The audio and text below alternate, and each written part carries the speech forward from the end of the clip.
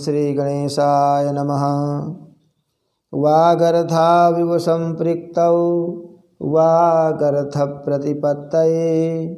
जगतः पितरौ वन्दे पार्वती परमेश्वरौ। श्रीमद्भागवत महापुराण नवम स्कंध चतुर्थ अध्याय नाभाग और अम्बरीश की कथा। ओम नमो भगवते वासुदेवाय। श्री शुक उवाच। नाभागो नभगापत्यं यं ततं भ्रातरः कविं यविष्ठं व्यभजन्दायं ब्रह्मचारिणमागतम्। भ्रातरो भान्त किं मह्यं भजाम पितरं तव त्वां ममार्यास्तता भाङ्क्षुर्मा पुत्रग तदा द्विधाः। श्री सुखदेव जी कहते हैं, परीक्षित, मनुपुत्र नभग का पुत्र था नाभाग। जब वह दीर्घ काल तक ब्रह्मचर्य का पालन करके लौटा, तब बड़े भाइयों ने अपने से छोटे किंतु विद्वान भाई को हिस्से में केवल पिता को ही दिया। संपत्ति तो उन्होंने पहले ही आपस में बांट ली थी। उसने अपने भाइयों से पूछा, भाइयों, आप लोगों ने मुझे हिस्से में क्या दिया है? तब उन्होंने उत्तर दिया कि हम तुम्हारे हिस्से में पिताजी को ही तुम्हें देते हैं। उसने अपने पिता से जाकर कहा, पिताजी, मेरे बड़े भाइयों ने हिस्से में मेरे लिए आपको ही दिया है। पिता ने कहा, बेटा, तुम उनकी बात न मानो।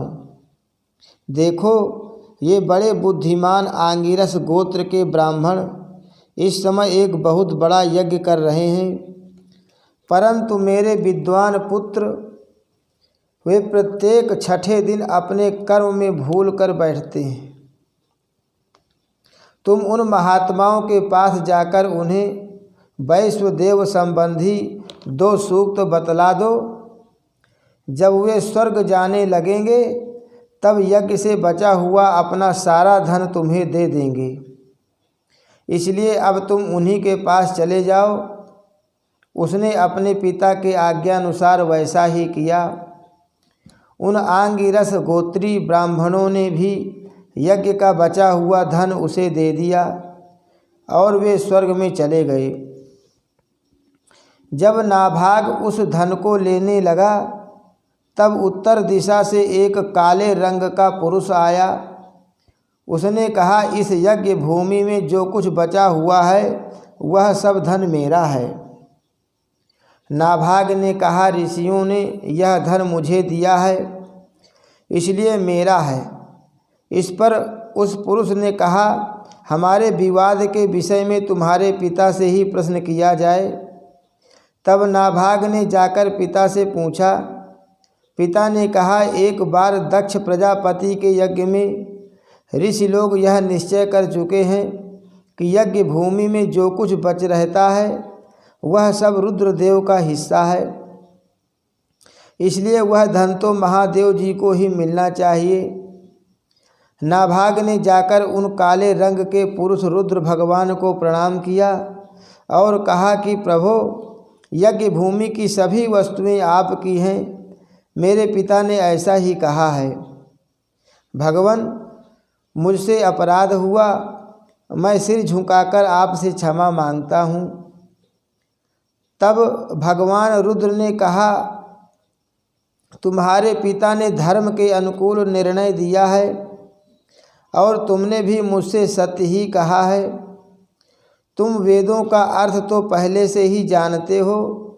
अब मैं तुम्हें सनातन ब्रह्म तत्व का ज्ञान देता हूँ। यहाँ यज्ञ में बचा हुआ मेरा जो अंश है वह धन भी मैं तुम्हें ही दे रहा हूँ। तुम इसे स्वीकार करो। इतना कहकर सत्य प्रेमी भगवान रुद्र अंतर्धान हो गए। जो मनुष्य प्रातः और सायंकाल एकाग्र चित्त से इस आख्यान का स्मरण करता है वह प्रतिभाशाली एवं वेदज्ञ तो होता ही है, साथ ही अपने स्वरूप को भी जान लेता है। नाभाग के पुत्र हुए अम्बरीश वे भगवान के बड़े प्रेमी एवं उदार धर्मात्मा थे। जो ब्रह्मशाप कभी कहीं रोका नहीं जा सका वह भी अम्बरीश का स्पर्श नहीं कर सका। राजा परीक्षित ने पूछा, भगवान, मैं परम ज्ञानी राजर्षि अम्बरीश का चरित्र सुनना चाहता हूँ। ब्राह्मण ने क्रोधित होकर उन्हें ऐसा दंड दिया जो किसी प्रकार टाला नहीं जा सकता, परंतु वह भी उनका कुछ नहीं बिगाड़ सके। श्री सुखदेव जी ने कहा, परीक्षित, अम्बरीश बड़े भाग्यवान थे। पृथ्वी के सातों द्वीप, अचल संपत्ति और अतुलनीय ऐश्वर्य उनको प्राप्त था। यद्यपि ये सब साधारण मनुष्यों के लिए अत्यंत दुर्लभ वस्तुएं हैं, फिर भी वे इन्हें स्वप्न तुल्य समझते थे, क्योंकि वे जानते थे कि जिस धन वैभव के लोभ में पड़कर मनुष्य घोर नरक में जाता है वह केवल 4 दिन की चांदनी है, उसका दीपक तो बुझा बुझाया है। भगवान श्री कृष्ण में और उनके प्रेमी साधुओं में उनका परम प्रेम था। उस प्रेम के प्राप्त हो जाने पर तो यह सारा विश्व और इसकी समस्त संपत्तियां मिट्टी के ढेले के समान जान पड़ती हैं। उन्होंने अपने मन को श्री कृष्णचंद्र चरणारविंद युगल में वाणी को, भगवद गुणानुवर्णन में हाथों को, श्री हरि मंदिर के मार्जन सेचन में और अपने कानों को भगवान अच्युत की मंगलमयी कथा के श्रवण में लगा रखा था। उन्होंने अपने नेत्र मुकुंद मूर्ति एवं मंदिरों के दर्शनों में, अंग संग भगवत भक्तों के शरीर स्पर्श में, नासिका उनके चरण कमलों पर चढ़ी श्रीमती तुलसी के दिव्य गंध में और रसना जिह्वा को भगवान के प्रति अर्पित नैवेद्य प्रसाद में संलग्न कर दिया था।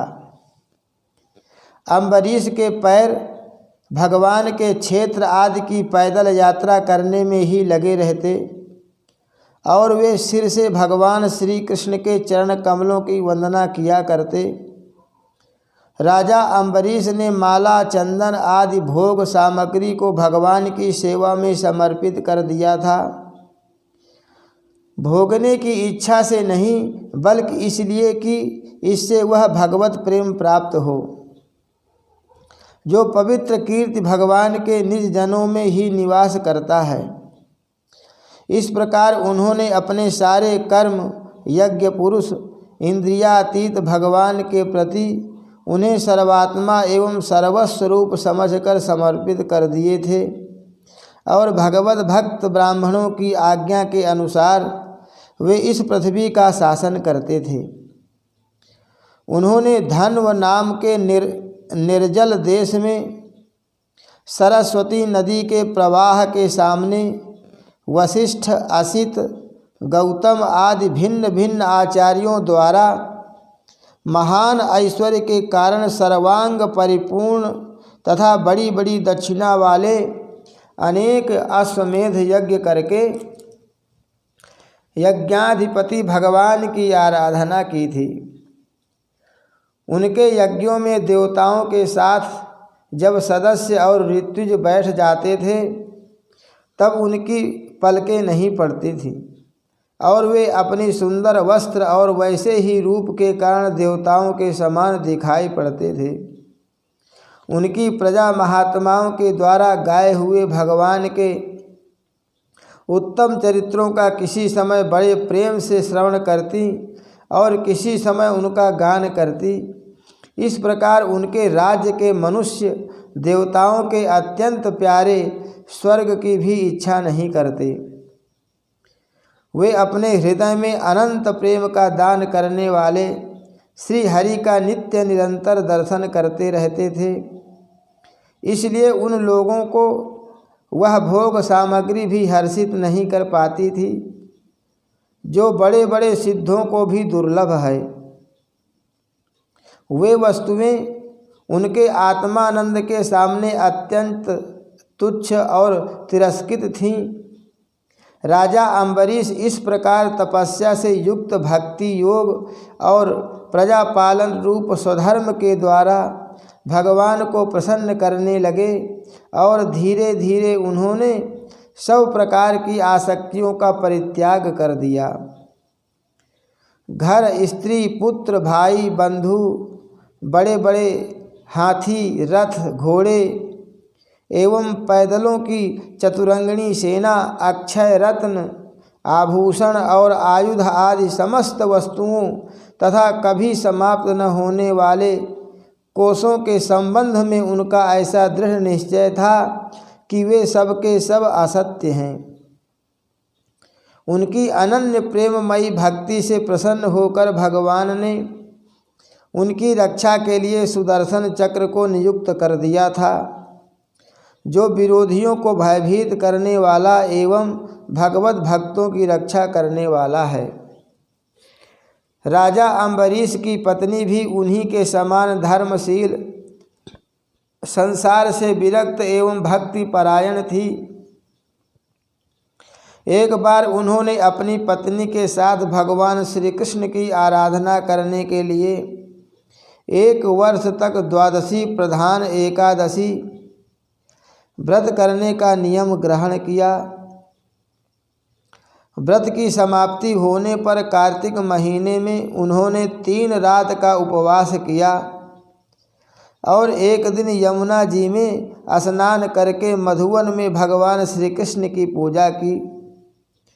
उन्होंने महाभिषेक की विधि से सब प्रकार की सामग्री और संपत्ति द्वारा भगवान का अभिषेक किया और हृदय से तन्मय होकर वस्त्र, आभूषण, चंदन, माला एवं अर्घ्य आदि के द्वारा उनकी पूजा की। यद्यपि महाभाग्यवान ब्राह्मणों को इस पूजा की कोई आवश्यकता नहीं थी, स्वयं ही उनकी सारी कामनाएं पूर्ण हो चुकी थी। वे सिद्ध थे, तथापि राजा अम्बरीश ने भक्ति भाव से उनका पूजन किया। तत्पश्चात पहले ब्राह्मणों को स्वादिष्ट और अत्यंत गुणकारी भोजन कराकर उन लोगों के घर 60 करोड़ गौएं सुसज्जित करके भेज दीं। उन गौओं के सींग सुवर्ण से और खुर चांदी से मढ़े हुए थे। सुंदर सुंदर वस्त्र उन्हें ओढ़ा दिए गए थे।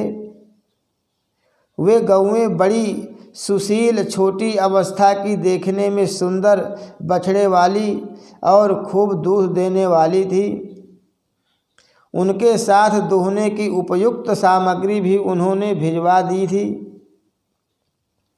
जब ब्राह्मणों को सब कुछ मिल चुका, तब राजा ने उन लोगों से आज्ञा लेकर व्रत का पारण करने की तैयारी की। उसी समय शाप और वरदान देने में समर्थ स्वयं दुर्वासा जी भी उनके यहाँ अतिथि के रूप में पधारे। राजा अम्बरीश उन्हें देखते ही उठकर खड़े हो गए, आसन देकर बैठाया और विविध सामग्रियों से अतिथि के रूप में आए हुए दुर्वासा जी की पूजा की। उनके चरणों में प्रणाम करके अम्बरीश ने भोजन के लिए प्रार्थना की। दुर्वासा जी ने अम्बरीश की प्रार्थना स्वीकार कर ली और इसके बाद आवश्यक कर्मों से निवृत्त होने के लिए वे नदी तट पर चले गए। वे ब्रह्म का ध्यान करते हुए यमुना के पवित्र जल में स्नान करने लगे।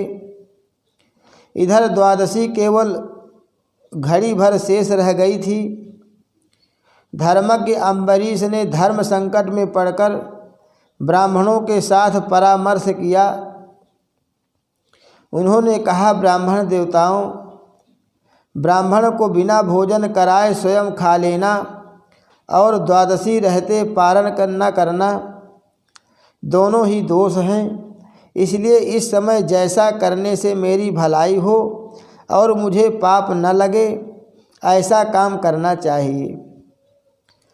तब ब्राह्मणों के साथ विचार करके उन्होंने कहा, ब्राह्मणों, श्रुतियों में ऐसा कहा गया है कि जल पी लेना भोजन करना भी है, नहीं भी करना है। इसलिए इस समय केवल जल से पारण किए लेता हूँ।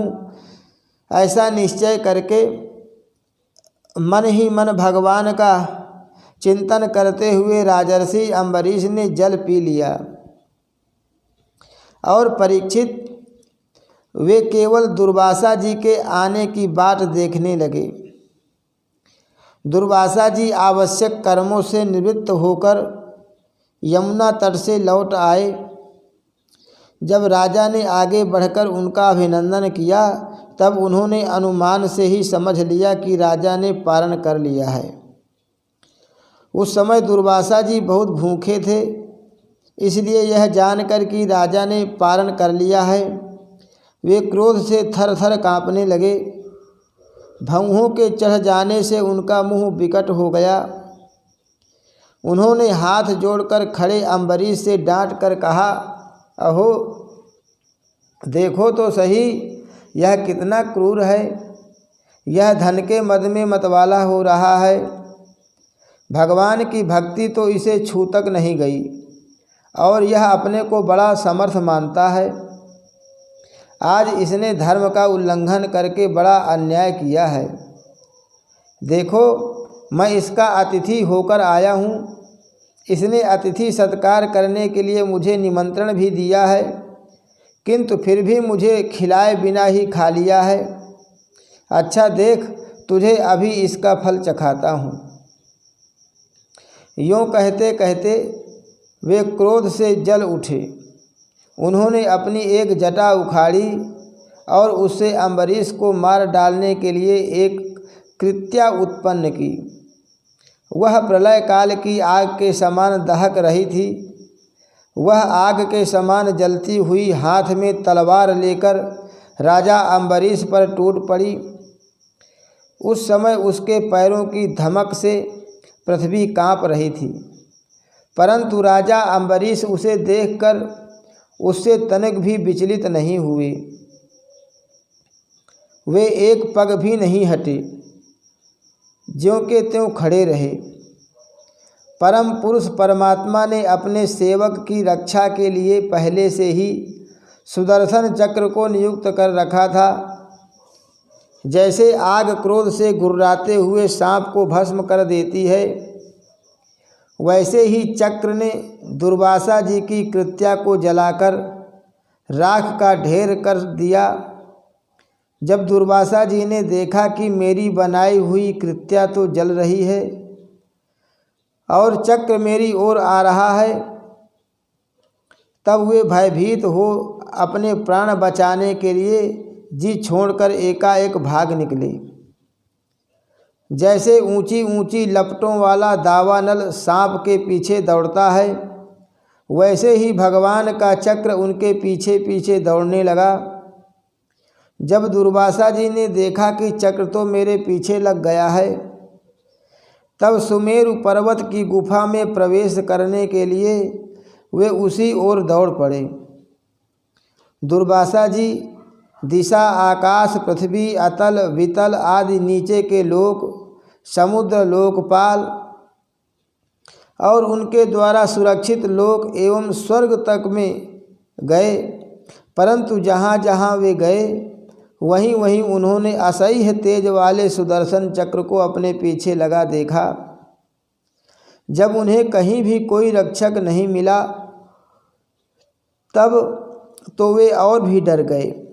अपने लिए त्राण ढूंढते हुए वे देव शिरोमणि ब्रह्मा जी के पास गए और बोले, ब्रह्मा जी, आप स्वयंभू हैं, भगवान के इस तेजोमय चक्र से मेरी रक्षा कीजिए। ब्रह्मा जी ने कहा, जब मेरी 2 परार्ध की आयु समाप्त होगी और कालस्वरूप भगवान अपनी यह सृष्टि लीला समेटने लगेंगे, और इस जगत को चलाना चाहेंगे, उस समय उनके भ्रूभंग मात्र से यह सारा संसार और मेरा यह लोक भी लीन हो जाएगा। मैं शंकर जी, दक्ष, भृगु आदि प्रजापति, भूतेश्वर, देवेश्वर आदि सब जिनके बनाए नियमों में बंधे हैं तथा जिनकी आज्ञा सिरोधार्य करके हम लोग संसार का हित करते हैं, उनके भक्त के द्रोही को बचाने के लिए हम समर्थ नहीं हैं। जब ब्रह्मा जी ने इस प्रकार दुर्वासा को निराश कर दिया, तब भगवान के चक्र से संतप्त होकर वे कैलाशवासी भगवान शंकर की शरण में गए।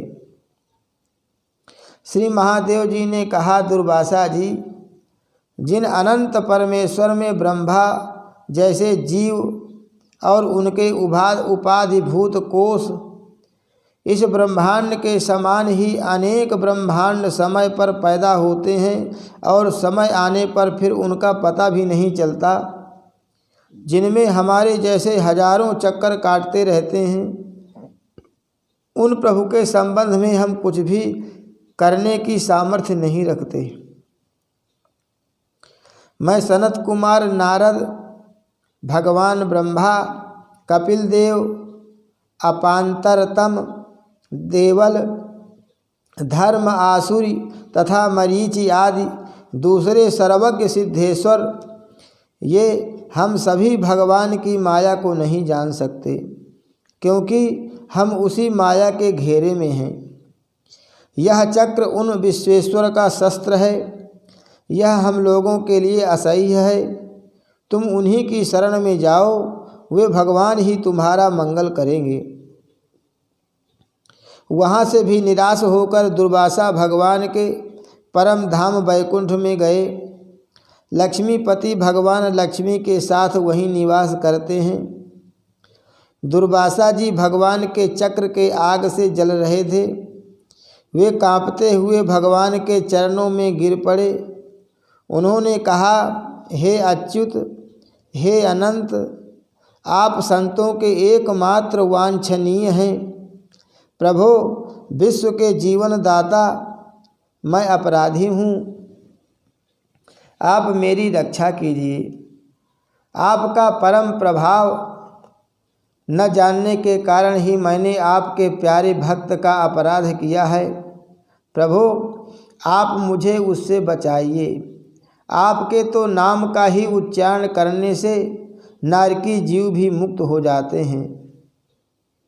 श्री भगवान ने कहा, दुर्वासा जी, मैं सर्वथा भक्तों के अधीन हूँ, मुझ में तनिक भी स्वतंत्रता नहीं है। मेरे सीधे सादे सरल भक्तों से मेरे हृदय को अपने हाथ में कर रखा है। भक्तजन मुझसे प्यार करते हैं और मैं उनसे। ब्रह्मन, अपने भक्तों का एकमात्र आश्रय मैं ही हूँ, इसलिए अपने साधु स्वभाव भक्तों को छोड़कर मैं न तो अपने आप को चाहता हूँ और न अपनी अर्धांगिनी विनाश रहित लक्ष्मी को। जो भक्त स्त्री, पुत्र, गृह, गुरुजन, प्राण, धन, इहलोक और परलोक सबको छोड़कर केवल मेरी शरण में आ गए हैं, उन्हें छोड़ने का संकल्प भी मैं कैसे कर सकता हूँ। जैसे सती स्त्री अपने पातिव्रत्य से सदाचारी पति को वश में कर लेती है, वैसे ही मेरे साथ अपने हृदय को प्रेम बंधन से बांध रखने वाले समदर्शी साधु भक्ति के द्वारा मुझे अपने वश में कर लेते हैं। मेरे अनन्य प्रेमी भक्त सेवा से ही अपने को परिपूर्ण कृतकृत्य मानते हैं। मेरी सेवा के फलस्वरूप जब उन्हें सालोक के सारूप्य आदि मुक्तियाँ प्राप्त होती हैं, तब वे उन्हें भी स्वीकार करना नहीं चाहते। फिर समय के फेर से नष्ट हो जाने वाली वस्तुओं की तो बात ही क्या है। दुर्वासा जी, मैं आपसे और क्या कहूँ। मेरे प्रेमी भक्त तो मेरे हृदय हैं और उन प्रेमी भक्तों का हृदय स्वयं मैं हूँ। वे मेरे अतिरिक्त और कुछ नहीं जानते तथा मैं उनके अतिरिक्त और कुछ भी नहीं जानता। दुर्वासा जी, सुनिए, मैं आपको एक उपाय बताता हूँ, जिसका अनिष्ट करने से आपको इस विपत्ति में पड़ा है। आप उसी के पास जाइए। निरपराध साधुओं के अनिष्ट की चेष्टा से अनिष्ट करने वाले का ही अमंगल होता है। इसमें संदेह नहीं कि ब्राह्मणों के लिए तपस्या और विद्या परम कल्याण के साधन है, परंतु यदि ब्राह्मण उद्दंड और अन्यायी हो जाए तो वे ही दोनों उल्टा फल देने लगते हैं। दुर्वासा जी, आपका कल्याण हो। आप नाभाग नंदन परम भाग्यशाली राजा अम्बरीश के पास जाइए और उनसे क्षमा मांगिए, तब आपको शांति मिलेगी। हरि शरणम। श्री कृष्णार्पणमस्तु।